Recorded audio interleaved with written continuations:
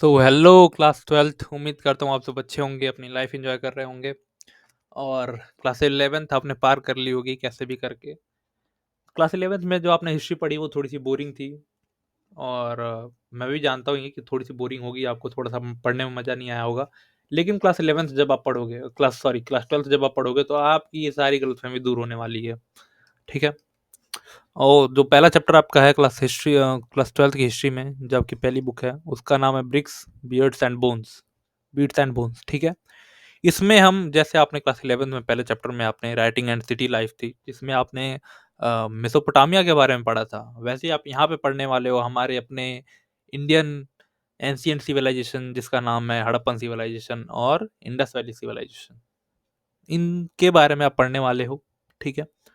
सबसे इंपॉर्टेंट बात, हमारे चैनल पे आपसे क्लास के रिलेटेड हिस्ट्री पॉलिटी और ज्योग्राफी, इन तीनों से रिलेटेड लेक्चर्स प्लस नोट्स आपके लिए फ्री ऑफ कॉस्ट अवेलेबल है। ठीक है। नीचे प्लेलिस्ट दी हुई है, आप वहाँ पे जाके पूरे लेक्चर एक साथ देख सकते हो। और रही बात इसके पीपीटी नोट्स की, फ्री पीडीएफ नोट्स की, तो वो हमारे टेलीग्राम चैनल पे जब आपका ये चैप्टर पूरा हो जाएगा तो उस टाइम पे हम डाल देंगे। ठीक है। तो आप वहाँ से उसको ज्वाइन कर लो पहले ही, उम्मीद करता हूँ। और आपने ज्वाइन कर लिया होगा। और चलो फिर स्टार्ट करते हैं। जो आपने क्लास 11th में हिस्ट्री पढ़ी, वो आपने पहले चैप्टर में जो मेसोपोटामिया पढ़ा था वो इतना एडवांस नहीं था जो जितनी एडवांस हमारी इंडस वैली सिविलाइजेशन थी। जैसा कि आप देख सकते हो यहाँ पे हमारा ये और ये इतने बड़े बड़े बिल्डिंग्स, और जितनी अच्छी, जितनी एडवांस ये सिविलाइजेशन थी, उतनी अच्छी आज तक की सिविलाइजेशन नहीं हुई है। ठीक है। अभी तो एडवांस टाइम है, उस टाइम के सिविलाइजेशन की बात कर रहा हूँ, एंशिएंट सिविलाइजेशन की। ठीक है। चलो स्टार्ट करते हैं। कि जैसा कि मैं एक बात बताऊं आपको, अगर आपको कोई क्लास स्टार्ट कर रहे हो या फिर कोई हार्ड टास्क है आपके पास, कोई भी ऐसा टास्क है जिसको आपको कंप्लीट करने में दिक्कत हो रही है, तो क्या करना चाहिए, उसको कुछ सब पार्ट में डिवाइड करना चाहिए। ठीक है। जैसे ये टास्क है, इसको आप कुछ सब पार्ट में डिवाइड कर लो। ठीक है। अब इस टास्क को एक एक करके करो। अब देखना, जब ये टास्क को आप एक एक करके करोगे ना, तो आपको ये बड़ा वाला जो टास्क था वो इजी इजी लगेगा। सेम स्ट्रेटेजी हम अडॉप्ट करने वाले हैं आपकी स्टडी में। हम आपके पूरे चैप्टर को कुछ पार्ट में डिवाइड करेंगे। जैसे आपकी पहला जो हेडिंग है आपकी बुक में, बिगनिंग, दूसरा है सब्सटेंसिंग स्ट्रेटजीज, तीसरा मोहनजोदड़ो के बारे में है, मोहनजोदारो के बारे में है, tracking social differences, finding out out about craft production. ठीक है। इस तरह के आपके कुछ सब टॉपिक्स हैं दिए हुए हैं, जैसे यहाँ पे भी दिए हुए हैं। ठीक है। तो इसमें से दो टॉपिक आज की वीडियो में हम कवर करेंगे। ठीक है। Means beginning, subsistence strategy and Mohenjodaro. ये आज हम मोहनजोदारो, सॉरी मैं हिंदी में बोल रहा हूँ बार बार, मोहनजोदारो। आज हम इन तीनों को कवर करेंगे। और ये बाकी के आगे आने वाली वीडियो में कवर करेंगे। ठीक है। देखो, सबसे इम्पोर्टेंट बात कि जब हिस्ट्री आप पढ़ रहे हो ना, तो आपको कनेक्शन बनाना आना चाहिए। जैसे कि मैंने अभी कोई बात बोली, तो आगे वाली जो बात बोलूंगा ना, हिस्ट्री में दोनों के बीच में एक कनेक्शन होता है, तो वो कनेक्शन आप बनाना सीखो पहले। ठीक है। धीरे धीरे देखो, आपका चैप्टर स्टार्ट होता है ना एक सील से। ये सील मीन्स, ये जो आपको ये सील दिख रहा है ना, ये वाला, ये देखो, आप इसको ध्यान से देखो। ठीक है। ये जो हमारा हड़प्पन सिविलाइजेशन था, हड़प इंडस वैली सिविलाइजेशन, इसका सबसे विचित्र आर्टिफैक्ट था। विचित्र मीन्स इसके जैसा कोई आर्टिफैक्ट हमें नहीं मिला वहां पे। ये क्या था, इस ये एक स्टोन से बना था जिसका नाम था स्टेटाइट। ठीक है। स्टोन से बना था, जिसके ऊपर एक एनिमल है, ये एक एनिमल का वो बना हुआ है, कुछ फिगर बना हुआ है, अजीब सा एनिमल है ये। और कुछ साइन है इसके ऊपर, देखो यहाँ पे कुछ साइन बने हुए हैं। देखो यहाँ पे कुछ साइन बने हुए हैं ये। अब ये साइन जो है ये अभी भी अनडिसाइफर्ड, अनडिसाइफर्ड मतलब आज तक ये समझा नहीं जा सका कि ये क्या है। ठीक है। अब the Indus valley civilisation is also called Harappan culture. Harappan culture क्यों बोलते हैं हम, क्योंकि हड़प्पन जो सिटी था, एक इंडस वैली सिविलाइजेशन पूरी एक सिविलाइजेशन थी। ठीक है। एक पूरी सिविलाइजेशन थी, जिसमें से हड़प्पा एक सिटी था, इसका एक सिटी था हड़प्पा, जो सबसे पहले ढूंढा गया था। जब डिस्कवरी हुई तो हड़प्पा सबसे पहले मिला। इसीलिए इसको इस पूरे इंडस वैली सिविलाइजेशन को हड़प्पन कल्चर या हड़प्पन सिविलाइजेशन सिविलाइजेशन के नाम से भी जानते हैं हम। ठीक है। अब जो बार बार हम वर्ड यूज कर रहे हैं, कल्चर कल्चर कल्चर, ठीक है, तो कल्चर का मतलब क्या होता है और कल्चर हम किसको बोलते हैं? तो इस आर्कोलॉजिस्ट जो कल्चर वर्ड यूज करते हैं, वो यूज करते हैं from for a group of object जो डिस्टिंक्ट इन स्टाइल होते हैं, that are usually found together within a specific geographical area and period of time. Means एक जैसे ये सील है, ठीक है, ये सील हमें कहाँ से मिली? हड़प्पा से मिली। ठीक है। ये अलग स्टाइल की है, मींस इसका स्टाइल और सब चीजों से अलग है। और ऐसी 3-4 तरह की, यानी 50, 100, 1000 तरीके की सील्स एक जगह पे मिलती हैं। मींस हमें इंडस वैली, जो इंडस हमारी रिवर है, सिंधु नदी, उसके बगल में ये सारी सील मिली हमें एक जियोग्राफिकल एरिया में और एक ही टाइम पीरियड में। मींस अगर ये सील हमें 2600 बीसीई में मिली, मींस 2600 बीसीई में मिली, तो और भी जितनी सारी सील थी वो सब 2600 बीसीई में मिली होंगी। ठीक है, बीसीई की बनी है। ठीक है। मींस समझ में आया बात को आपको? कल्चर हम तब वर्ड यूज करते हैं जो आर्टिफैक्ट हमें मिले हों, वो कुछ अलग हों स्टाइल में, वो एक साथ मिले हों, एक ही एरिया में मिले हों और एक ही टाइम पीरियड के हों। अगर 1000 साल पुराना है तो जो और सारे उसके सामान है वो भी 1000 साल पुराने हों, तो हम क्या बोलेंगे? उसको हड़प्पन कल्चर बोलेंगे। मतलब उसको कल्चर बोलेंगे। जैसे यहाँ पे हड़प्पन कल्चर में सब कुछ एक साथ मिला तो इसको हमने क्या बोला? हड़प्पन कल्चर बोला। ठीक है। अब Harappan civilisation is dated between 2600 से 1900 बीसीई। ठीक है, यानी कितने 100 साल का? आप बताओ। ठीक है, होमवर्क है आपके लिए, क्योंकि बीसीई में मेरे को पता है आप लोग कंफ्यूज हो गए। ठीक है, तो आप थोड़ा सा काउंट करके बताओ, और अगर आप बीसीई एडी बीसी में कंफ्यूज हो तो हम आपके लिए अलग से इस पे वीडियो ले आ देंगे। ठीक है। मीन्स अगर आप 2600 बीसीई से पहले जाओगे, ठीक है, 2600 बीसीई से पहले जाओगे तो उसको हम क्या बोलते हैं? Early Harappan civilisation. ठीक है, अर्ली सिविलाइजेशन बोलते हैं। ठीक है। 1900 बीसीई के बाद आओगे आप तो हम क्या बोलते हैं? ये लेट हड़प्पन सिविलाइजेशन है। और जो 2600 और 1900 के बीच का जो एरिया होता है ना, उसको हम बोलते हैं मेच्योर, मेच्योर सिविलाइजेशन। हम मेच्योर सिविलाइजेशन क्यों बोलते हैं? क्योंकि इस टाइम पे जो ये सिविलाइजेशन थी ना, वो अपने पीक पे थी। समझ में आई बात? मीन्स सबसे ज्यादा एडवांसमेंट अगर कहीं हुआ था तो इस टाइम पीरियड के बीच में होता है। इस टाइम के पीरियड के पहले लोग अजीबो गरीब तरीके से रहते थे, इस टाइम पीरियड के बाद लोगों के पास सब कुछ खत्म हो गया। ठीक है। इन दोनों के पीरियड टाइम पीरियड के बीच में जो था वो सबसे एडवांस टाइम था हमारे इस सिविलाइजेशन का। ठीक है। जैसा कि यहाँ पे लिखा हुआ है, there were earlier and late culture often called early Harappan and late Harappan, some time called mature Harappan culture. ठीक है। देखो, अब हम देखते हैं सब्सटेंस एग्री स्ट्रेटजीज। इसका मतलब होता है कि वो लोग खाते पीते क्या थे भाई? जिंदा कैसे थे वो लोग? ठीक है। अब मैं बात करूंगे खाने पीने की, तो they ate wide range of plant and animals. वो लोग बहुत तरीके के प्लांट और एनिमल खाते थे। Archaeologist know diet practice to find charred grains and seeds. Charred grain का मतलब होता है जो अनाज बनाते टाइम पे ठीक से पके ना हो और वो जमीन में कहीं गायब हो गए हो। मीन्स कि जब ये हड़प्पन सिविलाइजेशन एंड हो रहा होगा, मीन्स खत्म हो रहा होगा, तो खाना वाना बनाने, जब खाना वाना अभी भी हम बनाते हैं तो कुछ चावल या फिर कुछ दाने जो हम छोड़ देते हैं तो वो फेंक फेंक फेंक दिया जाता है। तो उस टाइम पे भी लोग जब फेंक देते थे तो वो जमीन में ही जमीन में मिल जाता था। तो वही चार्ड ग्रेन्स मीन्स जो पके हुए अनाज थे और सीड्स थे, उनसे हम इनकी डाइट प्रैक्टिस को पता करते हैं। ठीक है। These are by archaeobotanist specialist in ancient plant remains. अब जो एंशियंट प्लांट स्टडी करते हैं उनको क्या बोलते हैं? हम आर्कियो बोटनिस्ट बोलते हैं। ठीक है। जो एंशियंट प्लांट को स्टडी करते हैं उनको आर्कियो बोटनिस्ट बोलते हैं। Wheat, barley, sesame found from site of Gujarat. Gujarat से वीट, बार्ली, सीसम मिले।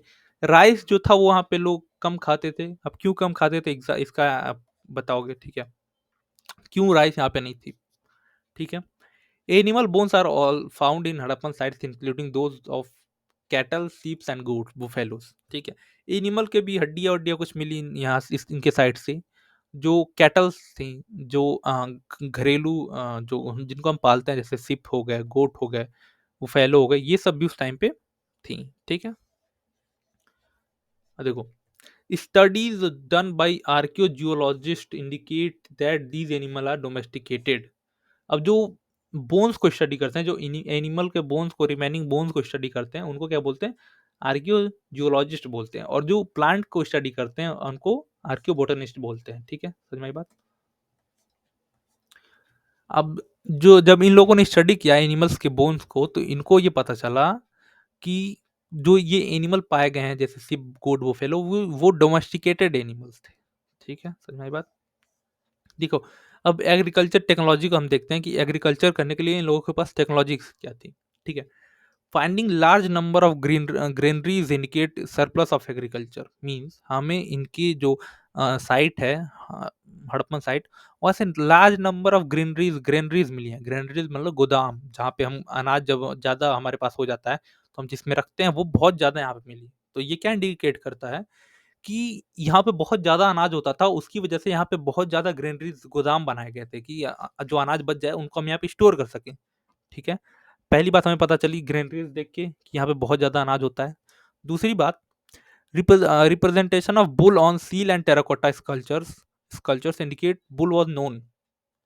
अब जो खुदाई जीत की खेत की जो जुताई करते हैं, वो किससे करते होंगे उस टाइम पे? तो बुल से करते थे। अब हमें कैसे पता चला कि बुल वहाँ पे उस टाइम पे वो लोग जानते थे, उस टाइम को पे डोमेस्टिकेट करते थे? क्योंकि बुल जो था, वो सील और टेराकोटा जो था, जो मैंने अभी पहले स्लाइड में बताया कि सील वहाँ पे जो थी मिली थी, उस पे कहीं-कहीं बुल के फिगर थे उस पे। ठीक है? वो इंडिकेट करता था कि बुल तो जानते थे ये लोग कि बुल किस काम में आना चाहिए। ठीक है? अब तीसरा, evidence of plough field at Kalibangan. ठीक है। Evidence of plough field at Kalibangan Rajasthan field had two set of furrows furrows and at right angle to each other, suggesting that two different crops were grown together. Means मैं यहाँ पे एक बात बताऊँ आपको, अ, जो अम, जो एविडेंस मिले हमें कालीबंगन से, वो प्लाव फील्ड के मिले। अभी प्लाव फील्ड क्या होता है? अभी जो प्लाव हम यूज़ करते हैं हमारे एग्रीकल्चर के टाइम पे, ठीक है, जैसे ये फील्ड है हमारी, प्लाव फील्ड में क्या करता है, ये एक हमने जुताई कर दी इसकी, फिर ये कर दी, फिर ये कर दी, ऐसे राइट एंगल पे एक दूसरे को कट कर रहे हैं। देखो ये यहाँ पे है, ये राइट एंगल है, ठीक है, ये राइट एंगल पे कट कर रहे हैं। तो ऐसे ना बहुत सारे फील्ड मिले हमें वहाँ पे, एविडेंस मिले ऐसे फील्ड के जो प्लाव से जुताई किए हुए थे वहाँ पे। ठीक है। अब ये क्या सजेस्ट करते हैं कि जैसे एक फील्ड हमने यहाँ पे बनाई, इसमें हम क्रॉप ग्रो करते थे, मतलब इसमें दूसरा क्रॉप ग्रो करते थे, यहाँ पे दूसरा क्रॉप को ग्रो करते थे।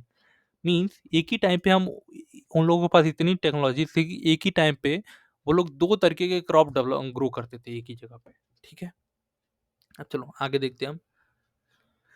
Terracotta model of plough have been found at the site of Cholistan and Banawali, Haryana. Cholistan means आप बताओगे चोलिस्तान कहाँ पे है? बनावली हरियाणा से टेराकोटा मॉडल ऑफ प्लाव मिले। मीन्स प्लाव भी वो लोग जानते थे।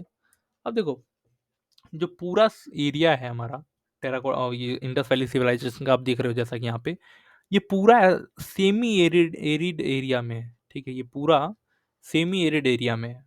मीन्स आपको ये समझना चाहिए कि सेमी एरिड एरिया का मतलब होता है यहाँ पे बारिश नहीं होती थी। ठीक है। अभी हमने पिछले साइड में देखा कि भाई यहाँ पे बहुत सरप्लस एग्रीकल्चर होता था। अब ये जब बारिश नहीं होती तो एग्रीकल्चर कैसे होता था? तो इसके लिए इरिगेशन रिक्वायर्ड था। आप मानोगे बात? ठीक है, इरिगेशन रिक्वायर्ड था यहाँ पे क्योंकि सेमी एरिड एरिया में पड़ता है। तो इन लोगों ने भाई पूरा इसके लिए भी इंतजाम किया हुआ था, इरिगेशन के लिए भी इंतजाम किया हुआ था। जैसे वाटर रिजर्वायर मिले हमें धोलावीरा से। धोलावीरा कहाँ पे, आप बताओ सर्च करके। ठीक है, जैसे ये देखो धोलावीरा का वाटर रिजर्वायर है। इसमें जब बारिश होती थी तो ये लोग पानी इकट्ठा करते थे। अब देखो यार कितना एडवांस, देखो ये कितना एडवांस है ये वाटर रिजर्वायर। ठीक है, ये यहाँ पे ये लोग पानी रिजर्व करते थे। ठीक। Traces of canals found in Shortugai. Afghanistan में कैनाल्स के ट्रेजेस हमें मिले कि कैनाल्स यहाँ पे बहती थी पहले। ठीक है। Ancient canals silted down. अब टाइम के साथ साथ भाई ये कैनाल्स है तो ये मिट्टी के साथ साथ भट जाएगा। अब ये भी खराब भी हो गया होगा, लेकिन हमारे आर्कियोलॉजिस्ट ने इनको निकालना स्टार्ट किया, तब तो हमें ये पता चला।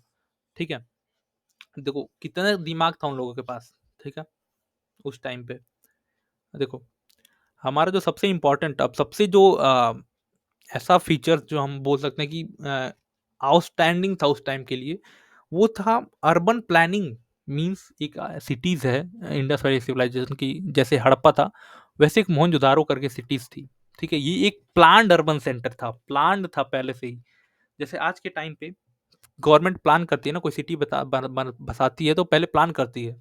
ठीक है, तो वैसे ही उस टाइम पे ये सिटी पहले प्लान था। ठीक है, इसमें हम सबसे पहले ऐसा अर्बन सेंटर सिटी को देखेंगे, फिर इसका ड्रेनेज सिस्टम देखेंगे। भाई क्या ड्रेनेज सिस्टम था, इस यहाँ पे घर कैसे होते थे, डोमेस्टिक आर्किटेक्चर, इसका सिटाडेल ये क्या था, ये देखते हैं थोड़ा सा। ठीक है, ऐसा अर्बन सेंटर हम देखें तो ये जो पूरी सिटी थी ना, ये दो पार्ट में डिवाइडेड थी।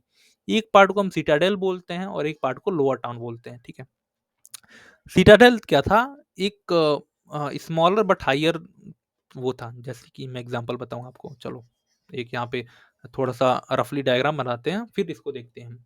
ठीक है, जैसे देखो, ये एक हमारा पूरा मोहनजोदड़ो का वो बन गया। ठीक है, मोहनजोदारो का वो एक मैप बना दिया हमने। रफ ऐसा नहीं था, लेकिन हमने एक बना दिया। ठीक है, देखो ये हमने एक थोड़ा सा ये ऊंचाई पे है। ठीक है, ये एक ऊंचाई पे जगह है। ठीक है, ये जो एरिया है, ये ये निचला एरिया है, नीचे का एरिया है। इसके बीच में एक ऊपर का एरिया है, एक थोड़ा सा उठा हुआ एरिया है, जिसके ऊपर एक बिल्डिंग बनी हुई थी। ठीक है, एक ये जो ऊपर का उठा हुआ एरिया था, ये किससे बना हुआ था, एक मड ब्रिक प्लेटफॉर्म से बना हुआ था ये। अब इसके ऊपर एक बिल्डिंग थी। ठीक है, एक बिल्डिंग थी। ठीक है, और ये फिजिकली सेपरेट था। जैसे ये मड ब्रिक प्लेटफॉर्म था ना, तो इसके साइड साइड में ये पूरा साइड में घेरा हुआ था एक उससे, एक वर्ल्ड था ये चारों तरफ से। ठीक है, तो यही बता रहा है इसमें। जैसे देखो, स्मॉलर बट हाइयर, छोटा था लेकिन ऊंचाई पे था। Building were constructed on mud brick platform. Means मैंने बताया कि ये उठा हुआ था जिस मड ब्रिक प्लेटफॉर्म से, और इसके ऊपर बिल्डिंग बनी हुई थी सब। और ये it was walled and physically separated from lower town. ये वॉल्ड था, वॉल मीन्स ये फोर्टिफाइड था, और ये जो लोअर टाउन था, ये नीचे का हिस्सा था, इससे फोर्टिफाइड था ये। ठीक है, समझ में आई बात। और लोअर टाउन क्या था, वो बहुत बड़ा एरिया था। ठीक है, लेकिन छोटाई पे था, नीचे था, लोअर, लार्जर था बट लोअर था। Lower town was also walled. Means ये लोअर टाउन था ये आपका, ये भी साइड से वॉल्ड था। मींस दो तरीके से, एक यहाँ पे वॉल था, फिर यहाँ पे जब लोअर टाउन में आ जाओगे तो लोअर टाउन से सिटाडेल जाने में भी एक वॉल था। और देखो डबल लेयर प्रोटेक्शन थी यहाँ पे उस टाइम पे। ठीक है, समझ में आई बात।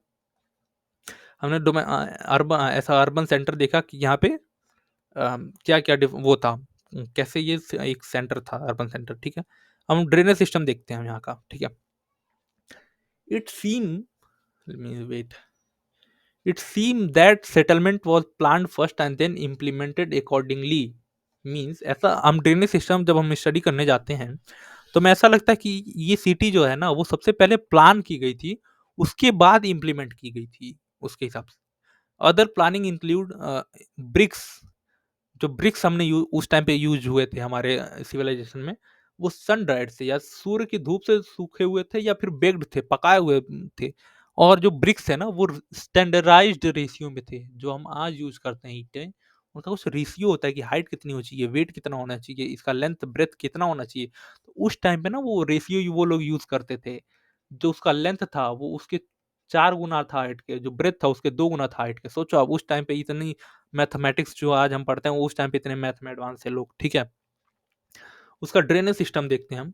ड्रेनेज सिस्टम जो था वो मोस्ट डिस्टिंक्ट फीचर था उस टाइम पे, और बहुत केयरफुली प्लान था वो ड्रेनेज सिस्टम। ठीक है, roads and street were laid down along with appropriate grid pattern intersecting at right angle. Means जैसे कि ये मैंने एक बनाया, जैसा मैं बना रहा हूँ, देखो ये है। ठीक है, ये एक रफली मान लो हम एक सिटी है। ठीक है, तो जो रोड एंड स्ट्रीट थे ना, वो ग्रिड पैटर्न पे थे। ग्रिड पैटर्न का मतलब होता है जैसे ये हो गया, ये हो गया, ये हो गया। ठीक है, ये जो ग्रिड पैटर्न है ना, ये ग्रिड पैटर्न होता है। ठीक है, ये जो पैटर्न पूरा बना है, ग्रिड पैटर्न था। इस ग्रिड पैटर्न पे पूरा जो सिटी था ना वो बना हुआ बसा हुआ था।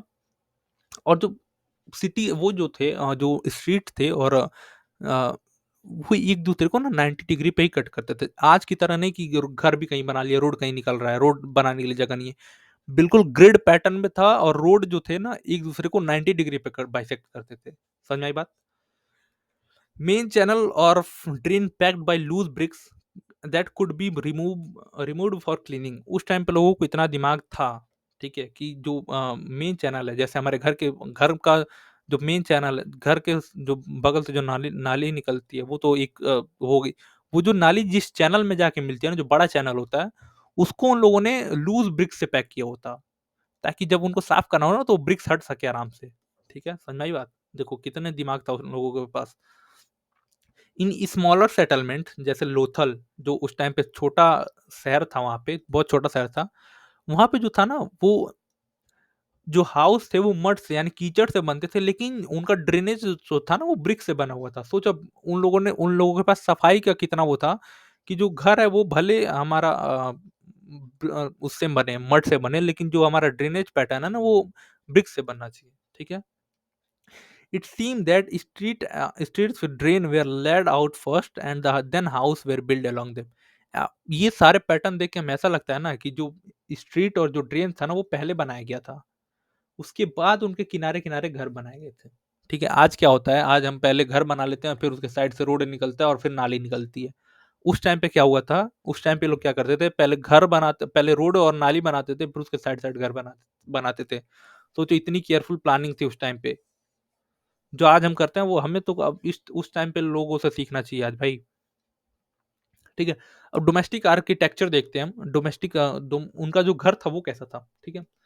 जो लोअर टाउन था वहीं पे होता, जो लोअर टाउन था वो प्रो एग्जाम्पल हमें देता है रेसिडेंशियल बिल्डिंग का, यानी जो सिटाडेल था वहां पे कोई नहीं रहता था, याद रखो। ठीक है, जो लोअर टाउन था वो रेसिडेंशियल बिल्डिंग थी, वहां पे लोग रहते थे। ठीक है। Centred around country yard with room on all side, means ये एक आंगन था, उसके साइड साइड में रूम बने थे, एक साइड साइड में रूम बने थे। ठीक है, जैसा कि हम पुराने घरों में देखते आए हैं। ठीक है। एक कंट्री यार्ड मीन्स आंगन के अराउंड सेंटर था और रूम चारों साइड में थे। इंटरेस्टिंग फैक्ट आप देखो यहाँ पे, आप जो इंटरेस्टिंग फैक्ट है डोमेस्टिक आर्किटेक्चर को लेके यहाँ पे, दे वर कंसर्न फॉर प्राइवेसी, वो प्राइवेसी के लिए लोग कंसर्न थे। जो नीचे का जो ग्राउंड लेवल था ना वहाँ पे विंडो नहीं थे एक भी, कि कोई स्ट्रीट से या कोई गली से कोई झाके अंदर घर में। ठीक है। नीचे ग्राउंड फ्लोर पे कोई भी विंडो नहीं थी होती थी, अब जो उसके ऊपर फ्लोर था उस पे विंडो होती थी। ठीक है।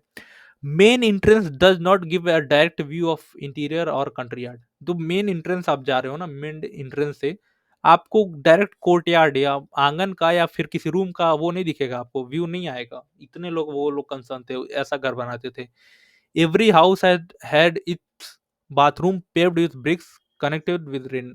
हर घर में बाथरूम था सबके पास, जो कि ड्रेन से कनेक्टेड था। अकेले मोहनजोदाड़ो में 700 वेल पाए गए हैं भाई। अकेले मोहनजोदड़ो, एक सिटी जो थी, जो प्लांट सिटी थी, 700 कुएं। ठीक है। अब जब हम सिटारेल देखते हैं, सिटारेल क्या था, एक find evidence of A structure that used for special purpose. जैसे हमने बताया कि जो अर्बन सेंटर हमने देखा था, वहाँ पे अर्बन जो था ना, वो जो हमारा पूरा सिटी था वो दो पार्ट में डिवाइड था, एक लोअर टाउन था और एक थोड़ा सा ऊंचाई पे बना हुआ था, वो जो सिटाडेल जिसको हमने बोला। अब लोअर टाउन में हमने देखा कि लोअर टाउन जो लोग रहते थे, रेसिडेंशियल बिल्डिंग थे सब लोअर टाउन में। बट जो सिटाडेल था ना वो स्पेशल बिल्डिंग था, वहाँ पे स्पेशल पर्पस के लिए हमने यूज करते थे। अब जो सिटाडेल था वो दो दो बिल्डिंग कैरी करता था, एक वेयर हाउस था, ठीक है, और एक द ग्रेट बाथ था। ठीक है। और जो द ग्रेट बाथ था ना, ये सबसे इंपॉर्टेंट फीचर था, यहाँ से क्वेश्चन आने के चांसेस होते हैं। ग्रेट बाथ क्या था, एक लार्ज रेक्टेंगुलर टैंक था। ठीक है। एक कोर्ट यार्ड की तरह था, लार्ज रेक्टेंगुलर कॉरिडोर था, मीन्स देखो कि एक खूब बड़ा सा लार्ज सा रेक्टेंगुलर वो था। ठीक है, एक टैंक था जिसके चारों तरफ कॉरिडोर था, मीन्स यहाँ से भी ये चारों तरफ कॉरिडोर था, यहाँ पे मतलब आने जाने का रास्ता था चारों तरफ यहाँ पे। ठीक है। दो स्टेप थे, two step from north and south leading into tank. दो स्टेप थे, एक नॉर्थ से एक सीढ़ी थी नीचे जाने के लिए, एक साउथ से सीढ़ी थी नीचे जाने के लिए, ठीक है। वाटर टाइट था ब्रिक्स से और जिप्सम से, यानी इस टैंक से पानी बाहर ना निकल जाए, उसके लिए इस पूरे वाटर टैंक को ना ब्रिक्स से यानी ईंटों से और जिप्सम से टाइट किया गया था ताकि पानी ना निकले, ठीक है। There were room on three sides, मतलब इन तीनों साइड पे, यहाँ पे कॉरिडोर के साइड में इन तीन साइड में रूम थे, ठीक है। और in which one was a large well, और इनमें से एक में खूब बड़ा सा कुआं होता था, ठीक है। There were 8 bathroom from 4 in each side, ठीक है। 8 बाथरूम थे, 4 इन ईच साइड मीन्स यहाँ पे 4 बाथरूम हो गए, यहाँ पे 4 बाथरूम हो गए, ठीक है। Of each corridor with drain from each bathroom connected to a drain that ran along with corridor। अब देखो यहाँ जो बाथरूम थे ना, उनके जो ड्रेन्स थे उनमें जो पानी निकलता था वो एक ड्रेन से कनेक्टेड था, जो कि हमारे कॉरिडोर में कॉरिडोर के थ्रू बाहर जाती थी, ठीक है। अब इसकी यूनिक स्ट्रक्चर के लिए, अब देखो उस टाइम पे ये ऐसा क्या था, किस लिए यूज करते थे, हमको समझ में नहीं आया ये, ठीक है। ये ऐसा क्या था कि यहाँ पे 8 बाथ 3 8 8 8 बाथरूम थे, 4 इस साइड में 4 उस साइड में, दो तरीके से दो तरफ से जाने के रास्ते थे अंदर। तो स्कॉलर्स ने ये वो किया, स्कॉलर्स ने ये पाया कि जो due to unique structure, scholar suggest that it was used for special ritual purpose. Scholars ने ये सजेस्ट किया कि ये जो हमारा इसकी यूनिक स्ट्रक्चर को देखते हुए ये लगता है कि ये ना बिल्कुल एक स्पेशल पर्पज के लिए यूज किया जाता था, ठीक है। समझ में आई बात आपको? तो आज का ये चैप्टर जो है, हमारा ये वीडियो जो है, यहीं पे खत्म होता है, और इसके जो आने वाले पार्ट्स हैं उसके लिए आप हमारे चैनल से कनेक्टेड रह सकते हैं, और तब तक के लिए stay connected. Thank you and जय हिंद।